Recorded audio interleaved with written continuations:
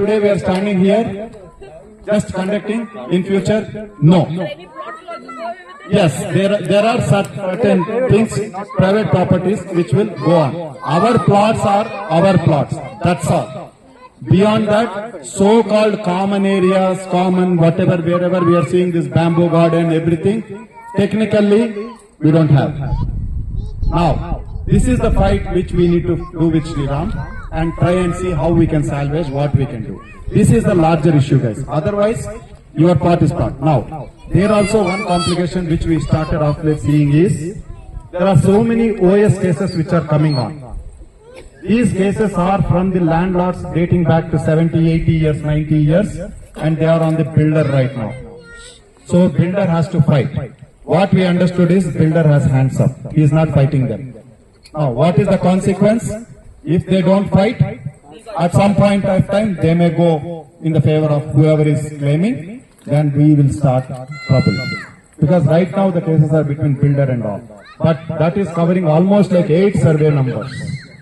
8 survey numbers amounting to some 60 to 70% of our layout is going to be dispute. Right now we are not directly involved, but our so-called survey numbers are affected. So one quick question, when they gave us the sale deed, there are a lot of those documents that this person, that person's property has been given to Sri Ram, whatever, right? Yes. So none of them have any legal standing? Are we saying that those documents are therefore not legally valid? Okay, so legally valid, court will decide if situation comes to that. Today, those seems to be frivolous is what the nature of assessment today. They are all frivolous cases to extract something from the builder. Now, when we come to technicality of it, then that time we will determine. But once OS is OS, right? Anyone can put. So I'm just saying.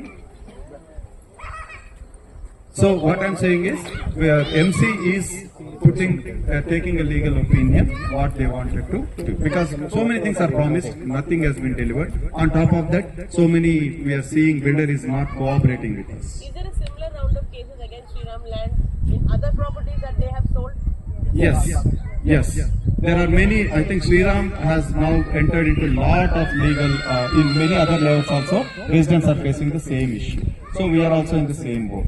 So I just wanted to update you. This is going to be one of our major issues. Unless we stand collectively, we will not be able to deal. If you think that my single plot is my single plot, that's fine. So that's what I want to share. Shriram officials ಬಂದಿದ್ರು. ಅವ್ರು ಬಂದು ಏಕಾಏಕಿ compound ನ ಕೆಡುತ್ತಾ ಇದ್ರು.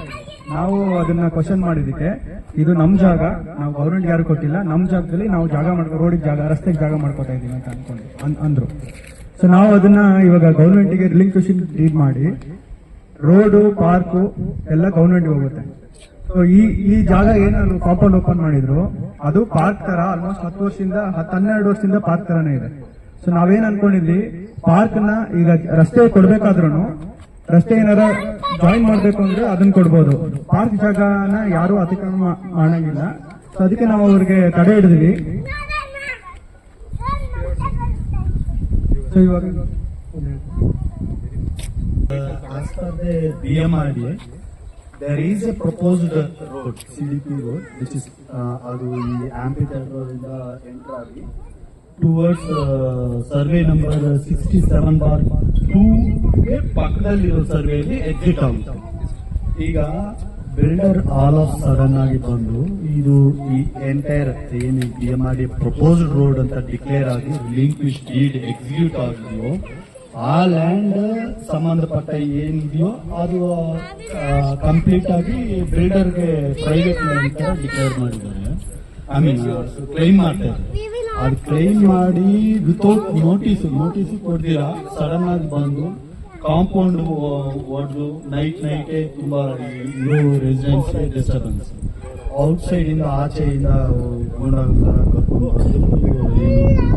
ತುಂಬಾ ಪ್ರಯತ್ನ ಪಡ್ತಾ ಇದ್ದಾರೆ.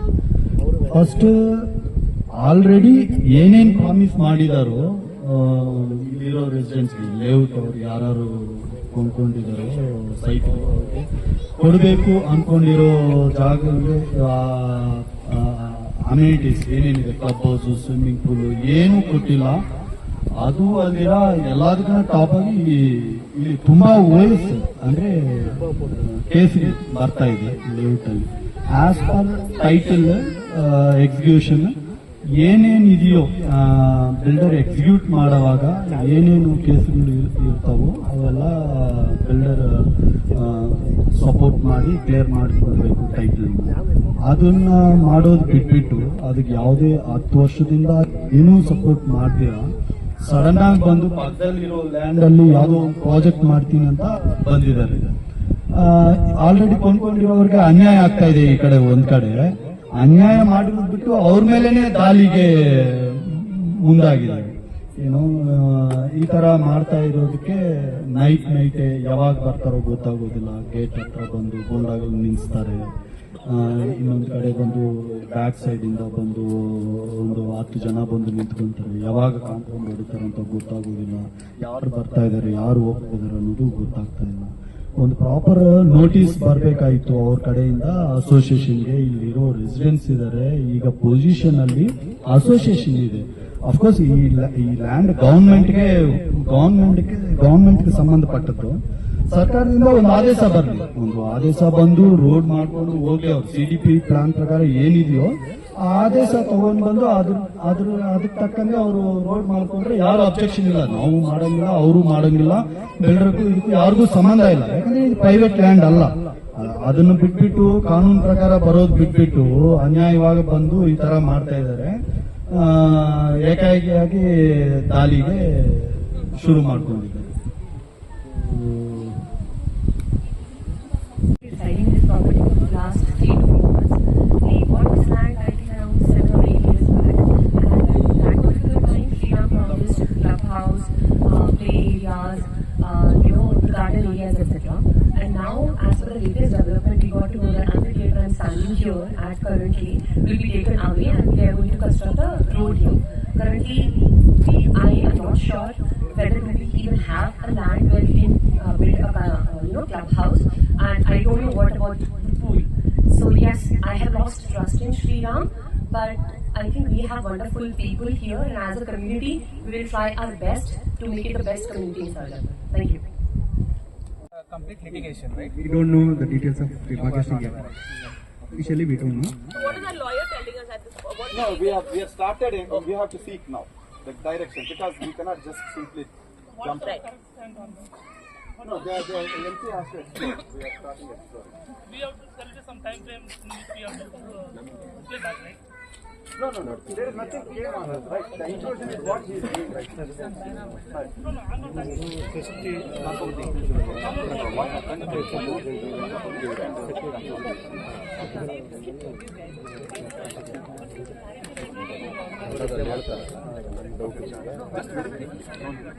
There was a proposed road here, right, where we are standing.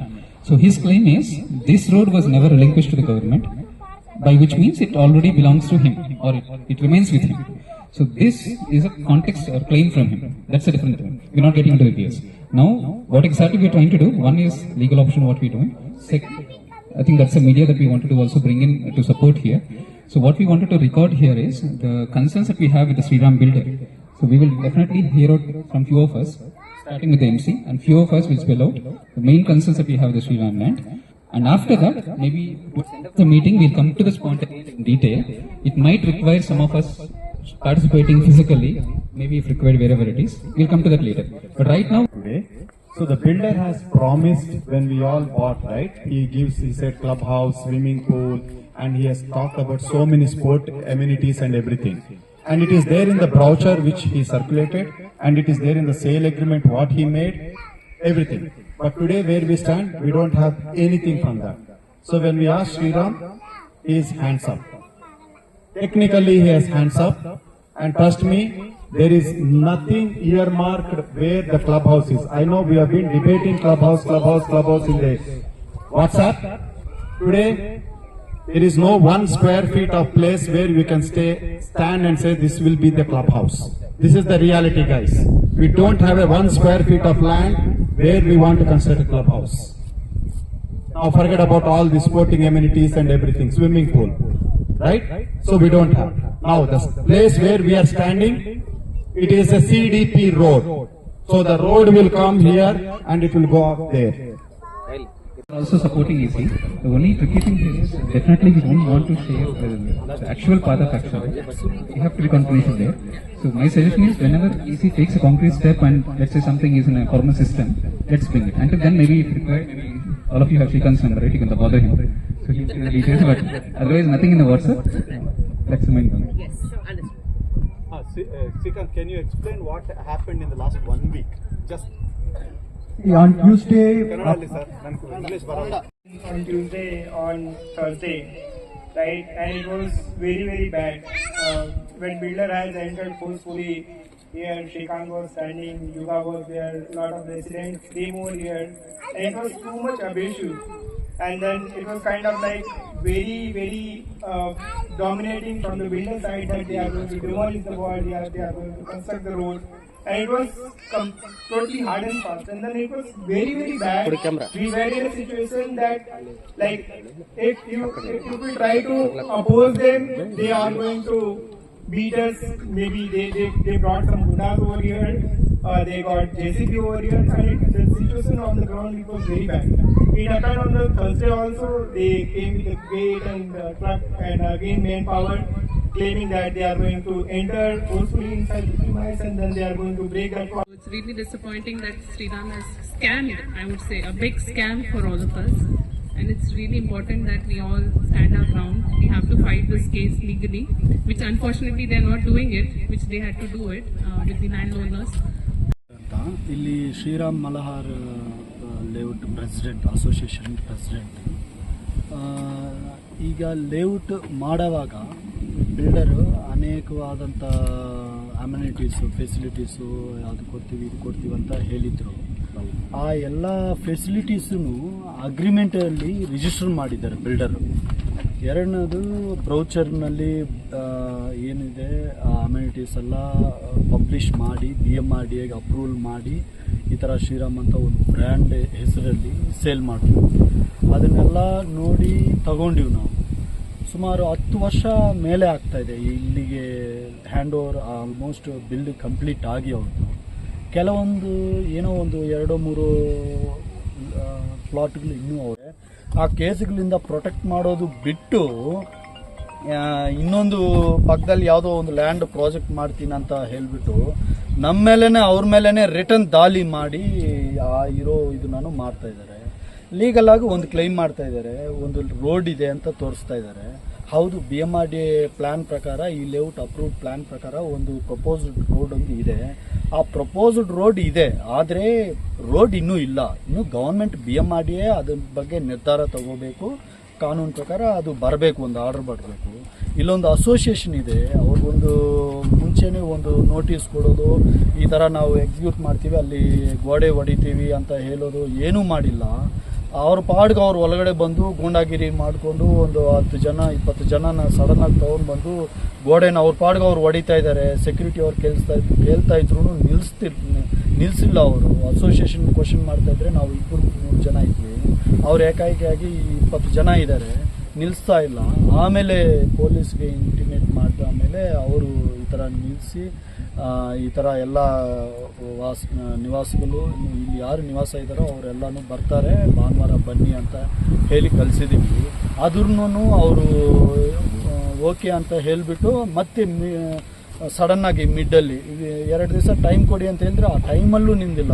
ಮತ್ತೆ ಮಾರನೇ ದಿವಸನೇ ಮತ್ತೆ ಒಂದು ಲಾರಿ ಬರುತ್ತೆ, ಜನಗಳು ಬರ್ತಾರೆ, ಗೇಟ್ಗಳು ಬರುತ್ತೆ, ಗೇಟ್ ಒಡೆಯಕ್ಕೆ ಬರ್ತಾರೆ. ಈ ಥರ ಬಂದು ಅಕ್ರಮವಾಗಿ ಬಂದು ಇದು ಎಕ್ಸಿಕ್ಯೂಟ್ ಮಾಡಬೇಕಂತ ಇದ್ದಾರೆ. ಏನಿದೆಯೋ ಅದು ಕಾನೂನು ಪ್ರಕಾರ. ಈಗ ಅಲ್ಲಿ ರೋಡ್ ಇದೆಯಾ, ಈಗ ಗೌರ್ಮೆಂಟ್ ಎಕ್ಸಿಕ್ಯೂಟ್ ಮಾಡಿದ್ರೆ ಅವ್ರು ರೋಡು ಮಾಡಲೇಬೇಕು, ಯಾರಿಗೂ ಕೊಡಲೇಬೇಕು, ತಗೊಂಡೋಗ್ಲಿ. ರೋಡ್ ಇದ್ದರೆ ಅದು ಒಂದು ಕಾನೂನು ಪ್ರಕಾರ ಒಂದು ಪ್ರೋಟೋಕಾಲ್ ಇರುತ್ತೆ, ಅದ್ರ ಪ್ರಕಾರ ಒಂದು ಪ್ರೋಸೆಸ್ ಪ್ರಕಾರ ಹೋಗಬೇಕು. ಅದನ್ನು ಬಿಟ್ಬಿಟ್ಟು ಅಕ್ರಮವಾಗಿ ಮಾಡೋದು ಎಷ್ಟು, ಅದು ನಿಮ್ಮನ್ನು ನಂಬಿ ನಿಮ್ಮ ಹತ್ರ ಕಾಸು ಕೊಟ್ಟು ಖರೀದಿ ಮಾಡಿ ಇಲ್ಲಿ ಬಿಸ್ನೆಸ್ ಕೊಟ್ಟು ನಿಮ್ಗೆ ಬಿಸ್ನೆಸ್ ಕೊಟ್ಟಿರೋ ಕಸ್ಟಮರ್ಗೆ ನೀವು ಇಷ್ಟು ಅನ್ಯಾಯ ಮಾಡ್ತಾ ಇದ್ದೀರಾ. ಇನ್ನೂ ಎಷ್ಟು ಲೇಔಟ್ ಎಲ್ಲೆಲ್ಲಿ ಇನ್ನೂ ಎಷ್ಟೆಷ್ಟು ಮೋಸ ಮಾಡಿದರೂ ಗೊತ್ತು. ನನ್ನ ಬಂದಿರೋ ಮಾಹಿತಿ ಪ್ರಕಾರ ಭಾಗ್ಯಶ್ರೀ ಅಂತ ಒಂದು ಪ್ರಾಜೆಕ್ಟ್ ಮಾಡಿದ್ದಾರೆ. ಒಂದು ಲ್ಯಾಂಡೇ ಕ್ಲಿಯರ್ ಟೈಟಿಲೇ ಇಲ್ಲ ಅವ್ರಿಗೆ, ಅಂದರೆ ಒಂದು ಗೌರ್ಮೆಂಟ್ ಅಪ್ರೂವಲ್ಲು ಕೊಟ್ಟಿಲ್ಲ. ಅದು ಮುಂಚೆನೇ ಅವ್ರಿಗೆ ಸೇಲ್ ಮಾಡ್ದಂಗೆ ಎಲ್ಲರ ಹತ್ರನೂ ಕಾಸು ಇಸ್ಕೊಂಡ್ಬಿಟ್ಟು ಸೈಟ್ ಕೊಡ್ತೀನಿ ಅಂತ ಮಾಡಿಬಿಟ್ಟು ಕಾಸು ಇಸ್ಕೊಂಡ್ಬಿಟ್ಟು ಮೋಸ ಮಾಡಿದ್ದಾರೆ. ಅವ್ರು ಆಲ್ರೆಡಿ ಕೇಸ್ ಹಾಕಿ ಜೈಲ್ಗೆಲ್ಲ ಹೋಗಿ ಬಂದಿರೋ ಇದ್ರೂ ಬುದ್ಧಿ ಬಂದಿಲ್ಲ ಅವ್ರಿಗೆ. ಮತ್ತೆ ಇಲ್ಲಿ ಬಂದು ಈ ಲೇಔಟಲ್ಲೂ ಅದೇ ಥರ ಅಕ್ರಮವಾಗಿ ಮಾಡಬೇಕಂತ ಬಂದಿದ್ದಾರೆ. ಇದು ಏನು ಅಂತ ಕಾನೂನು ಪ್ರಕಾರ ನೋಡಬೇಕು ಅಂತ ಎಲ್ಲರೂ ಇಲ್ಲಿರೋ ವೆಲ್ಫೇರ್ ಅಸೋಸಿಯೇಷನ್ ನಿರ್ಧಾರ ತಗೊಂಡಿದ್ರು. ಅದು ಏನಿತ್ತು ನೋಡೋಣ ಕಾನೂನು ಪ್ರಕಾರ ಅಂತ ಸರ್. ಈಗ ಒಂದು ಬಿಲ್ಡರ್ ಅಂತಂದ್ರೆ ಯಾವುದೋ ಅವ್ರ ಮಗಳನ್ನ ಮದುವೆಗೋಸ್ಕರ ಖರೀದಿ ಮಾಡಿದ್ದಾರೆ ಇರಲಿ ಅಂತ. ಒಂದು 6 ತಿಂಗಳು ಮುಂಚೆ ಬರ್ತಾನೆ ಆ ವ್ಯಕ್ತಿ ಇದು ಸೇಲ್ ಮಾಡಬೇಕು ಅಂತ. ಅದು ಕೇಸ್ ಇದೆ ಅಂತ ಅವ್ರಿಗೆ ಅವಾಗಲೇ ಗೊತ್ತಾಗುತ್ತೆ. ಬಿಲ್ಡರ್ ಹತ್ರ ಹೋಗ್ತಾನೆ. ಬಿಲ್ಡರ್ ಹತ್ರ ಹೋದ್ರೆ ಬಿಲ್ಡರ್ ಇವತ್ತಿಲ್ಲ ನಾಳೆ ಇಲ್ಲ, ಸುಮಾರು 1 ತಿಂಗಳು ದಿನಾನು ಹೋದ್ರೂ ಇವತ್ತಿಲ್ಲ ನಾಳೆ ಇಲ್ಲ ಅಂತ ಆಚೆ ಕಳಿಸಿದ್ದಾರೆ. ಕನೀಸವಾಗಿ ಅವ್ರಿಗೆ ಕೊಡಬೇಕಾಗಿರೋ ಒಂದು ಕಸ್ಟಮರ್ ಅಂತ ಕೊಡಬೇಕಾಗಿರೋ ಮರ್ಯಾದೆನೂ ಕೊಡ್ದಿರಾ ಈ ಥರ ರೋಡ್ಗೆ ಬಿಸಾಕ್ಬಿಟ್ಟಿದ್ದಾರೆ ಈಗ ಆಲ್ ಆಫ್ ಸಡನ್ ಆಗಿ ನಮ್ಮನ್ನು. ಸೊ ಈಗ ಅವರು ಏನು ಹಕ್ಕುದಿಂದ ಬಂದಿದ್ದಾರೆ ಅನ್ನೋದು ಈಗ ದೇವ್ರಿಗೆ ಗೊತ್ತಾಗಬೇಕು. ಯಾವ ಇದ್ರ ಮೇಲೆ ಬಂದು ಕ್ಲೈಮ್ ಮಾಡ್ತಾ ಇದ್ದಾರೆ, ನಂದು ಅಂತ ಬಂದು ಕ್ಲೈಮ್ ಮಾಡ್ತಾ ಇದ್ದಾರೆ ಅಂತ ದೇವ್ರಿಗೆ ಗೊತ್ತಾಗಬೇಕು. ಯಾಕಂದರೆ ಈಗ ಯಾರು ಇದು ಮಾಡ್ತಾ ಇದ್ದಾರೋ ಅಧಿಕಾರ ಯಾರಿಗೆ ಬರುತ್ತೆ ಅಂದರೆ ಮಾಡಿಬಿಟ್ಟು ಎಕ್ಸಿಟ್ ಮಾಡಿಬಿಟ್ಟು. ನಾವು ಈ ಫೆಸಿಲಿಟೀಸ್ ಬಗ್ಗೆ ಹಲವೊಂದು ಸಲ ನಾವು ಕೇಳಿದ್ದೀವಿ. ಈ ಥರ ನಮಗೂ ಕೊಡ್ತೀನಿ ಅಂತ ಹೇಳಿರೋ ಫೆಸಿಲಿಟೀಸ್ ಎಲ್ಲ ಮಾಡಿಕೊಡಿ ಈ ಥರ ಅಂತ ಕೇಳಿದ್ದೀವಿ. ಇವಾಗ ಕೊಡ್ತೀವಿ ನಾಳೆ ಕೊಡ್ತೀವಿ ಅಂತ ಹೇಳಿಬಿಟ್ಟು ಏಕಾಏಕಿಯಾಗಿ 2018ರಲ್ಲಿ ಹೇಳ್ತಾರೆ ನಮ್ಮ ಕಂಪ್ನಿ ಬ್ಯಾಂಕ್ರಪ್ಟ್ ಆಗಿಬಿಟ್ಟಿದೆ, ನಾವೇ ಲಾಸಲ್ಲಿದ್ದೀವಿ, ಹಿಂಗೆ ಅಂತ ಹೇಳಿದ್ರು. ಮತ್ತು ಮುಂದೆ ಲೇಔಟ್ ಮುಂದುಗಡೆ ಒಂದು ಜಾಗ ಇದೆ, ಅದೇನಾದರೂ ನಿಮಗಾಗ್ಲಿ ಯಾವುದಕ್ಕಾಗ್ಲಿ ಒಂದು ಹ್ಯಾಂಡ್ ಓವರ್ ಕೊಟ್ಟು ಅವ್ರು ಕೈ ತೊಳ್ಕೊಳ್ಬೇಕು, ಇಲ್ಲಿಂದ ಎಕ್ಸಿಟ್ ಆಗ್ಬೇಕು. ಆಕ್ಚುಲಿ ಸಾಮಾನ್ಯವಾಗಿರುವಂತದ್ದು ಎಲ್ಲ ಬಡಾವಣೆಗಳಲ್ಲಿ. ಇಲ್ಲಿ ಈಗ ನೀವೇ ಹೇಳಿದ ಪ್ರಕಾರ 10 ವರ್ಷ ಮುಗಿದಿದೆ ಅಂತ ಹೇಳ್ತಾ ಇದ್ದೀರಿ. ಅವರು ಪೂರ್ತಿ ಲೀಗಲಿ ಇಲ್ಲಿ ಏನಿದೆಯೋ ಲ್ಯಾಂಡು ಇಲ್ಲಿ ಅಸೋಸಿಯೇಷನ್ಗೆ ಹ್ಯಾಂಡ್ ಓವರ್ ಮಾಡಬೇಕು, ಅಥವಾ ಸ್ಥಳೀಯ ಆಡಳಿತ ಅಂತ ಯಾವ್ದಿದೆಯೋ ಅದಕ್ಕೆ ಹ್ಯಾಂಡ್ ಓವರ್ ಮಾಡಬೇಕು. ಅವ್ರು ಏನ್ ಮಾಡ್ತಾರೆ, ಕುಡಿಯೋ ನೀರಾಗ್ಬೋದು ವಿದ್ಯುತ್ ಆಗ್ಬೋದು ಅವರು ಸರಬರಾಜು ಮಾಡ್ಕೊಳ್ತಾರೆ. ಹಂಗೇನಾದ್ರು ಆಗಿಲ್ಲ ಅಂತಂದ್ರೆ ಅಸೋಸಿಯೇಷನ್ ನೋಡ್ಕೊಳ್ತದೆ ಇಲ್ಲಿನ ರೆಸಿಡೆಂಟ್ಸೇ. ಬಟ್ ಅವ್ರು ಯಾಕೆ ಹಸ್ತಕ್ಷೇಪ ಮಾಡ್ತಾ ಇದಾರೆ ಇನ್ನೂ 10 ವರ್ಷ ಆದ್ರೂ ನೀವ್ಯಾಕೆ ಕ್ಲೈಮ್ ಮಾಡ್ಕೊಂಡಿಲ್ಲ ಅವ್ರ ಮೇಲೆ? ಓಕೆ, ಇದು ನಾವು ಆಲ್ರೆಡಿ 400 ಜನ ಬೇಡ್ಕೊತಾ ಇದ್ರು ಅಮ್ಯುನಿಟೀಸ್ ಕೊಡು, ಇಲ್ಲಿರೋ ಕೇಸ್ಗಳು ಕೊಡು ಅಂತ ಕೇಳ್ಕೊಂಡ್ರು, ರಿಕ್ವೆಸ್ಟ್ ಮಾಡ್ಕೊಂಡ್ರು, ಹೋಗಿ ಆಫೀಸ್ ಹತ್ರ ಹೋಗಿ ನಿಂತ್ಕೊಂಡಿದ್ದೀವಿ. ಸುಮಾರು ಗಂಟೆಗಳಂತ ಆಚೆನೆ ಒಳಗಡೆ ಇರ್ತಾರವರು, ಆದರೆ ಆಚೆನೆ ಬದಿರ ನಮ್ದು ಇಲ್ಲ ಯಾರು ಇಲ್ಲ ಹೋಗಿ ಅಂತ ಆಚೆ ಕಳಿಸಿದ್ದಾರೆ. 2018ರಿಂದ ಇದುವರೆಗೂ ಅವರು ಯಾವುದೇ ಕಾರಣಕ್ಕೂ ನಮ್ಗೋಸ್ಕರ ಕೇರ್ ಮಾಡಿ ಬಂದೇ ಇಲ್ಲ. ಇವತ್ತು ಏಕಾಏಕಿಯಾಗಿ ಒಂದೇ ಸಲ ಬಂದು ಇದೆಲ್ಲ ನಂದೇ ಲೇಔಟು ಅಂತ ಅಂದ್ಬಿಟ್ಟು ಗೋಡೆ ಹೊಡೆಯುತ್ತೆ. ಕಾನೂನು ಹೋರಾಟ ಮುಂದುವರಿಯುತ್ತೆ ಹಾಗಾದ್ರೆ ನಿಮ್ಮಿಂದ? ಹೌದು, ಕಾನೂನು ಹೋರಾಟ ಮುಂದುವರಿಯುತ್ತೆ. ತಮ್ಮ ಹೆಸರು ಸರ್? ಯುಗಂಧರ್ ಅಂತ ಚೆಕ್ ಮಾಡ್ತೀವಿ. ಅವ್ರು ಕೊಡಬೇಕಾಗಿರೋಂಥ ಮೇಂಟೆನೆನ್ಸ್ ಅಮೌಂಟ್ ಲಕ್ಷ ಅಂತ ಇದೆ, ಆ ಅಮೌಂಟು ಕೊಟ್ಟಿಲ್ಲ. ಕೊಡಬೇಕಾಗಿರೋ ಅಮೌಂಟು ಕೊಟ್ಟಿಲ್ಲ. ಅವರ ಪ್ಲಾಟ್ಗಳು ಮೇಂಟೈನ್ ಮಾಡ್ತಾ ಇರೋದು ಅಸೋಸಿಯೇಷನು, ಆ ಅಮೌಂಟು ಕೊಡ್ತಾ ಇಲ್ಲ. ಕೊಡಬೇಕಾಗಿರೋ ಫೆಸಿಲಿಟೀಸು ಯಾವುದೂ ಕೊಟ್ಟಿಲ್ಲ. ಇವರು ಏನು ಇಲ್ಲಿ ಜಾಗ ಖರೀದಿ ಮಾಡ್ತಾರೋ ಆ ಟೈಮಲ್ಲಿ ಕೆಲವೊಂದು ವಯಸ್ಸುಗಳು ಅಂದರೆ ಕೇಸ್ಗಳು ಬರ್ತವೆ. ಆ ಕೇಸುಗಳನ್ನೆಲ್ಲ ಇವರು ವಾದ ಮಾಡ್ತಾಯಿದ್ರು. ಆ ಕೇಸುಗಳು ಯಾವುದೂ ಸೇಲ್ ಮಾಡುವಾಗ ಯಾವುದು ಗೊತ್ತಿಲ್ಲದ್ರೆ ಮುಚ್ಚಿಟ್ಟಿದ್ರು. ಆದರೆ ಕೇಸ್ ಒಂದು ನಡೀತಾ ಇದೆ ಅಂತ ಯಾರಿಗೂ ಹೇಳಿಲ್ಲ, ಗೊತ್ತಿಲ್ಲದಿಲ್ಲ. ಅದು ಸೆಟಲ್ಮೆಂಟ್ ಮಾಡಬೇಕು, ಇದು ಸೆಟಲ್ಮೆಂಟ್ ಮಾಡಬೇಕು ಅಂತ ಎಲ್ಲ ಮುಚ್ಚಿಟ್ಟು ಎಲ್ಲ ಸೇಲ್ ಮಾಡಿದ್ರು. ಅಫ್ಕೋರ್ಸ್ ಈಗ ಬೈಯರ್ದು ರೆಸ್ಪಾನ್ಸಿಬಿಲಿಟಿ, ಅದು ಏನಾದರೂ ಕೇಸ್ ಇದ್ದರೆ ಇದೆಯಾ ಇಲ್ವಾ ಅಂತ ಒಂದು ಲೀಗಲ್ ಒಪಿನಿಯನ್ ತೊಗೊಂಡು ಖರೀದಿ ಮಾಡಬೇಕು. ಹೌದು, ಆವಾಗ ಮಾಡಿದ್ರು. ಆದರೆ ಅಂಥ ಸಿವಿಯರ್ ಕೇಸಸ್ ಏನೂ ಇಲ್ಲ. ಇದನ್ನು ನಾವು ಸಾಲ್ವ್ ಮಾಡಿಕೊಡ್ತೀವಿ, 2 ವರ್ಷದಲ್ಲಿ ಸಾಲ್ವ್ ಮಾಡಿಕೊಡ್ತೀವಿ ಅಂತ ರಿಟರ್ನಲ್ಲಿ ಕೊಟ್ಟಿದ್ದಾರೆ ಅವರು. ಯಾರಿಗೆ ಅಸೋಸಿಯೇಷನ್ಗೂ ಕೊಟ್ಟಿದ್ದಾರೆ, ಹ್ಯಾಂಡ್ ಓವರ್ ಮಾಡೋವಾಗ ಓನರ್ಗಳಿಗೂ ಅದೇ ಥರ ಪ್ರಾಮಿಸ್ ಮಾಡಿದ್ದಾರೆ. ಅವರು ಮಾಡಿಬಿಟ್ಟು ಹೋಗಿದ್ದಾರೆ. ಅದ್ರ ಬಗ್ಗೆ ಏನೂ ಅವರು ಸೀರಿಯಸ್ ತಗೊಂಡಿಲ್ಲ. 18ರಲ್ಲಿ ಹ್ಯಾಂಡ್ ಓವರ್ ಮಾಡಿದ್ದಾರೆ. ಅಂದರೆ ಹ್ಯಾಂಡ್ ಓವರ್ ಅಂದರೆ ಒರಿಜಿನಲ್ ಡಾಕ್ಯುಮೆಂಟ್ಸು ಕಂಪ್ಲೀಟಾಗಿ ಕೊಟ್ಟಿಲ್ಲ. ಅಂದರೆ ಎಲ್ಲ ಇಲ್ಲಿರೋ ಸುಮಾರು 30 ಎಕರೆ ಬರುತ್ತೆ. 30 ಎಕರೆ ಜಮೀನಿನಲ್ಲಿ ಸುಮಾರು ಒಂದು 60% ಡಾಕ್ಯುಮೆಂಟ್ಗಳೆಲ್ಲ ಚೆಕ್ ಮಾಡಿದ್ದೀವಿ, ಕೊಟ್ಟಿದ್ದಾರೆ. ಮಿಕ್ಕಿದ್ದನ್ನು ಅವರು ಕಂಪ್ಲೀಟಾಗಿ ಹ್ಯಾಂಡ್ ಓವರ್ ಮಾಡಿಲ್ಲ. ಇನ್ನೊಂದು ಅವರು ಎಕ್ಸಿಟ್ ಆಗಿದ್ದು 2018ರಲ್ಲಿ. ಇನ್ನು ನಮಗೂ ಇದಕ್ಕೂ ಲೇಔಟ್ಗೂ ಸಂಬಂಧ ಇಲ್ಲ ಅಂದ್ಬಿಟ್ಟು ಅವರು ಎಕ್ಸಿಟ್ ಮಾಡಿಬಿಟ್ಟು ನಮ್ಮ ಕಡೆಯಿಂದ ಅಂದರೆ ಇಲ್ಲಿ ಖರೀದಿ ಮಾಡಿರೋ ಲೇಔಟ್ ಅವರಿಂದ ಒಂದು ಅಸೋಸಿಯೇಷನ್ನ ಮಾಡ್ಕೊಳ್ಳಿ ಅಂತ ಫ್ರೀ ಮಾಡಿದ್ದಾರೆ, ಫ್ರೀ ಹ್ಯಾಂಡ್ಸ್ ಕೊಟ್ಟಿದ್ದಾರೆ. ಆಮೇಲೆ ನಾವು ಒಂದು ಅಸೋಸಿಯೇಷನ್ ಮಾಡಿದ್ವಿ, ಅಸೋಸಿಯೇಷನ್ ರಿಜಿಸ್ಟ್ರು ಮಾಡಿದ್ವಿ. ಅವರು ಅದಕ್ಕೆ ಇದು ಮಾಡಿದ್ರು, ಎಲ್ಲ ನಿಮಗೆ ರಿಜಿಸ್ಟರ್ ಮಾಡಿ ಎಲ್ಲ ನಿಮಗೆ ಕೊಡಬೇಕನ್ನೋ ಇರೋ ಡೀಟ್ಗಳೆಲ್ಲ ಕೊಡ್ತೀವಿ, ಅಸೋಸಿಯೇಷನ್ ಮಾಡಿ ಅಂತ ಹೇಳ್ತೀವಿ. ನಾವು ಅಸೋಸಿಯೇಷನ್ ಮಾಡಿದ್ವಿ, ಎಲ್ಲ ಡೀಡ್ಗಳು ಬರುತ್ತೆ ಅಂತ ಇವತ್ತು ನಾಳೆ ಅಂತ ತಲ್ಕೊಂಡು ಬಂದರು.